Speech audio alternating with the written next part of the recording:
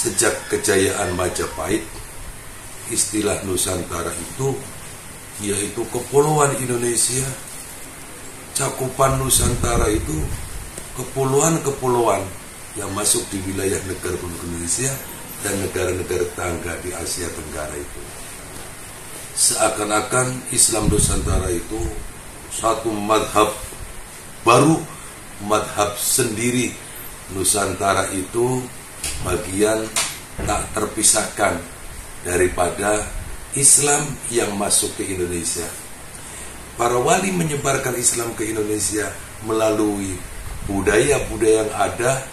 Bagaimana pesantren mengawal Islam, ya, Ahlus Sunnah wal Jamaah yang ditumbuh kembangkan, yang disebarkan oleh para wali, disebut ada Islam Nusantara, bukan apa-apa, hanya Islam yang ada di wilayah, ya, kepulauan Nusantara.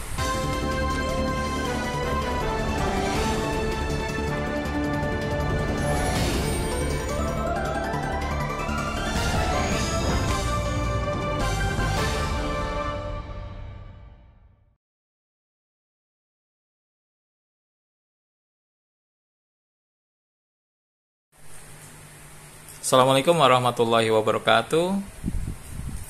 Pemirsa Pentas TV, selamat datang kembali. Good news for you. Kita punya acara dengan tema Kiai Mengaji.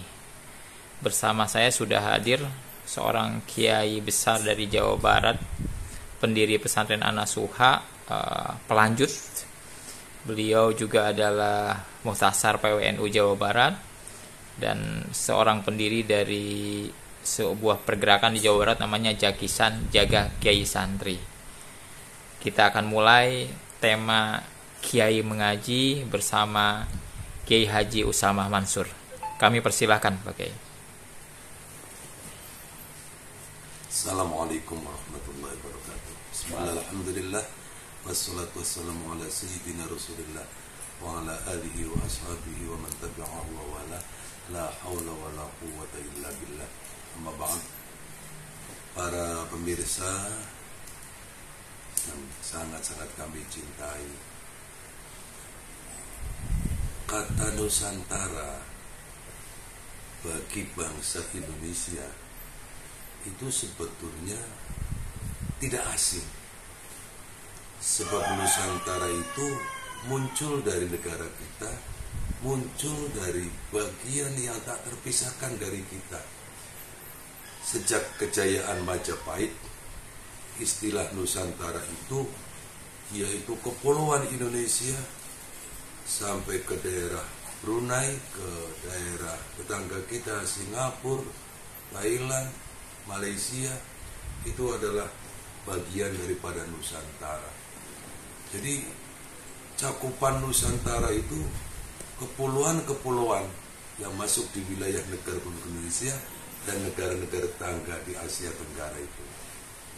Jadi kalau hari ini kemudian muncul kata-kata Nusantara, kok banyak orang terkaget-kaget. Nusantara itu apa? Apalagi dikala disebutkan Islam Nusantara. Seakan-akan Islam Nusantara itu satu madhab baru, madhab sendiri, atau aliran baru, aliran sendiri. Lantas buru-buru orang menyebutnya aliran sesat. Nah, ini yang harus kita pahami.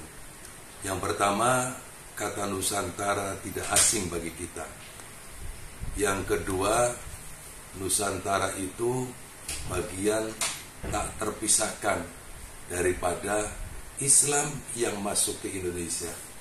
Islam masuk ke Indonesia dibawa oleh para wali, dan cara para wali menyebarkan agama Islam maka disesuaikan dengan nilai-nilai budaya yang ada di tengah masyarakat.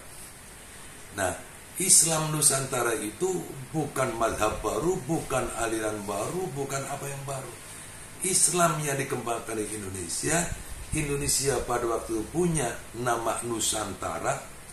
Para wali menyebarkan Islam ke Indonesia melalui budaya-budaya yang ada, ya banyak hal, sehingga seorang waliullah ya, Sunan Kalijaga, Ndalang, ya, main wayang kulit, main wayang, dan isinya adalah dakwah Islamiyah. Tapi sarana yang dipakai adalah wayang kulit. Ini maka wayang kulit tidak bisa dipisahkan dengan bangsa Indonesia. Ada budaya dari agama-agama non-Muslim, non-Islam yang waktu itu, tetapi dipakai oleh para ulama, oleh para aulia untuk mengembangkan agama Islam. Maka budaya itu terus lestari sampai hari ini di dunia pondok pesantren. Bagaimana pesantren mengawal Islam, ya, Ahlus Sunnah wal Jamaah yang ditumbuh kembangkan, yang disebarkan oleh para wali itu yang berada di Nusantara.